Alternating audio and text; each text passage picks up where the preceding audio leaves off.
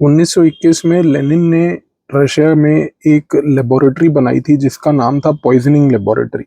ये मॉस्को में थी। इसका ऑब्जेक्टिव केवल ये था कि ये विभिन्न प्रकार के जो जहर और पॉइजन होते हैं उनके ऊपर रिसर्च करेगी, देखेगी कि कौन से जहर से, कौन से पॉइजन से सबसे सरलता से एक मनुष्य को मारा जा सकता है। जो भी पॉइजनिंग लेबोरेटरी रिसर्च करके एक पर्टिकुलर पॉइजन को आइडेंटिफाई करती थी, उसको टेस्ट करने के लिए कि क्या ये किसी व्यक्ति के ऊपर कामयाब होगा भी या नहीं होगा, उसका प्रयोग सबसे पहले रशिया में जो प्रिजनर्स होते थे उनके ऊपर किया जाता था। अगर वो प्रिजनर्स के ऊपर कामयाब होती थी, यानी कि वो पॉइजन को इंजेक्ट करने से अगर कोई प्रिजनर की हत्या हो जाती थी जेल में, तो उसके बाद इस पॉइजन को इफेक्टिवली प्रयोग किया जाता था रशिया की इंटेलिजेंस और मिलिट्री फोर्सेस के तहत। लेनिन के समय, उसके बाद इवेंचुअली स्टेलिन के समय, बहुत समय तक जो है आज की डेट में रशिया ने पॉइजनिंग का प्रयोग किया है। और रशिया का इस पॉइजनिंग के प्रयोग को बेसिकली जो टर्मिनोलॉजी के नाम से रशिया में जाना जाता है उसको कहते हैं वेट अफेयर्स। यानी कि अगर आज की डेट में रशियन मिलिट्री या रशियन इंटेलिजेंस अगर कभी रशियन प्रेसिडेंट के ऑर्डर से कोई वेट अफेयर करती है तो उसका मतलब ये है, या वेट अफेयर को सैंक्शन करती है तो उसका मतलब है कि उस व्यक्ति की मौत एक पॉइजनिंग के तहत की जाए। खैर, जैसा कि मैंने आपको बताया कि इस पर्टिकुलर पूरे गेम की स्थापना तो 1921 में लेनिन ने खुद ही की थी, और लेनिन ने ही उसके बाद इसका प्रयोग भी बहुत अग्रेसिव लेवल से करवाया भी। इनफैक्ट अगर आप देखें तो इसका सबसे पहला जो व्यक्ति जिसको एक हाई प्रोफाइल इंसान को मारा गया था, उस व्यक्ति का बेसिकली नाम था लियोन ट्रॉट्स्की। लियोन ट्रॉट्स्की दोस्तों एक ऐसा बंदा था जो कि स्टेलिन का एक राइवल था, और स्टेलिन के राइवल होने के साथ साथ ये बंदा उस समय अमेरिका का सपोर्ट लेके मेक्सिको में रहता हुआ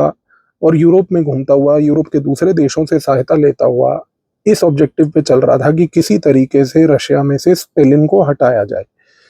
और जब ये स्टेलिन तक बात पहुंची कि अमेरिका और यूरोप में ऐसी चर्चाएं चल रही हैं कि हमारा एक पुराना रशिया का ही नागरिक लियोन ट्रोट्स्की, जो कि इस समय घूम रहा है मेक्सिको से लेके यूरोप तक और साथ में सपोर्ट पा रहा है अमेरिका का और यूरोप के विभिन्न देशों का, आपको हटाने के लिए, तो उस समय स्टेलिन ने ऑथराइजेशन दिया था रशिया की इंटेलिजेंस को कि एक वेट अफेयर किया जाए और लियोन ट्रोट्स्की को हटाया जाए। लियोन ट्रोट्स्की के ऊपर जिस प्रकार का वेट अफेयर हुआ,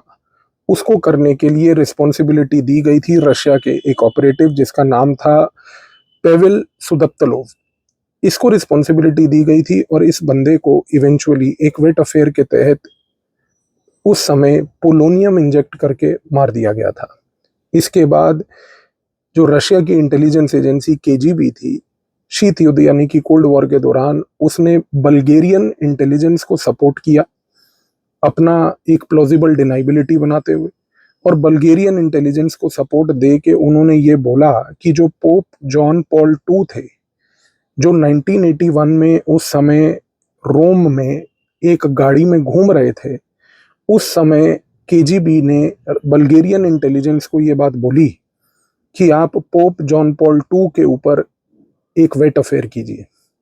और उस समय बल्गेरियन इंटेलिजेंस ने यह हरकत करी। पोप जॉन पॉल टू के ऊपर एक बहुत ही घातक हमला भी किया गया, लेकिन पोप उस समय बच गए।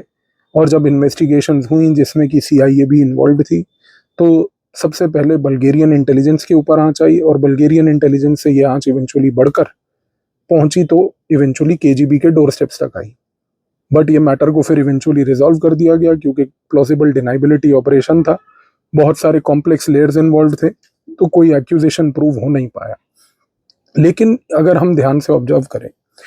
तो आज की डेट में इसका प्रयोग व्लादिमीर पुतिन ने भी बहुत बार किया है, और व्लादिमीर पुतिन ने खास करके जो उनके अपने क्रिटिक्स हैं उनको मारने की कोशिश की है, खास करके एक स्पेसिफिक मटेरियल का प्रयोग करके जिसका नाम है बेसिकली नोविचॉक। नोविचॉक जो है दोस्तों, डेथ बेसिकली कर देता है एक आदमी की मसल्स को बॉडी में कॉन्ट्रैक्ट करके, और इसका हल्का सा भी बॉडी में इंजेस्ट हो जाने की वजह से बॉडी के अंदर के सारे मसल्स तो कॉन्ट्रैक्ट करते ही करते हैं, और मसल कॉन्ट्रैक्शन के बाद तुरंत ही एक कार्डियक अरेस्ट हो जाता है। इन्होंने, व्लादिमीर पुतिन ने इसका प्रयोग एक ब्रिटिश नेशनल डॉन स्टर्जिस के ऊपर किया, और वो डॉन स्टर्जिस के ऊपर भी कुछ इस प्रकार से किया कि उनकी परफ्यूम की बोतल में, नीना रे की परफ्यूम जो था उसकी बोतल के अंदर नोविचॉक को इंजेक्ट करवा दिया, और वो जब अपने रूम में उन्होंने नोविचॉक लगाया अपना परफ्यूम, तो उस परफ्यूम के अंदर से नोविचॉक के स्प्रेज निकले जो उनकी बॉडी पे गए, और वो फ्यूम्स उनके अंदर जाने के बाद कुछ ही मिनटों के अंदर अंदर उनकी मौत हो गई। इसके बाद यही चीज दोबारा प्रयोग की गई अलेक्जेंडर लित्विनेंको के ऊपर। अलेक्जेंडर लित्विनेंको जो थे पुतिन के एक बहुत ही बड़े क्रिटिक थे, और उन्होंने लंदन में एक होटल में चंद समय पहले एक चाय का कप पिया। किसी के साथ वो मुलाकात कर रहे थे। जैसे ही वो चाय का कप पी के मुलाकात खत्म हुई और अलेक्जेंडर लित्विनेंको अपने होटल के कमरे में वापस पहुंचे, उनकी वहां पर हत्या हो गई लंदन में। इसके बाद जब ब्रिटिश इंटेलिजेंस ने इन्वेस्टिगेशन करी, तो उसके बाद मालूम चला कि भाई अलेक्जेंडर लिथुयनेंको के अंदर चाय के कप में पोलोनियम इंजेक्टेड था। इसी के साथ साथ साइबेरिया के एयरपोर्ट पे एलेक्स नवलानी नाम का एक क्रिटिक, जो पुतिन का बहुत ही बड़ा क्रिटिक था, उसके ऊपर भी बेसिकली इसी प्रकार का nerve grade agent military level का नोविचॉक का प्रयोग किया गया, और उसकी हत्या भी इसी तरीके से की गई। तो दोस्तों, इस पूरी रशियन स्पाई ऑप्स की सीरीज में जितनी इंफॉर्मेशन मैंने आपके साथ शेयर करी, इससे अब आपको एक चीज तो ये समझ आ चुकी होगी कि रशिया एक ऐसा स्टेट है जो आज की डेट में basically active measures, assistance measures, weight affairs, ये सारी चीजों का प्रयोग करता है अपनी नेशनल सिक्योरिटी को बचाने के लिए। धन्यवाद।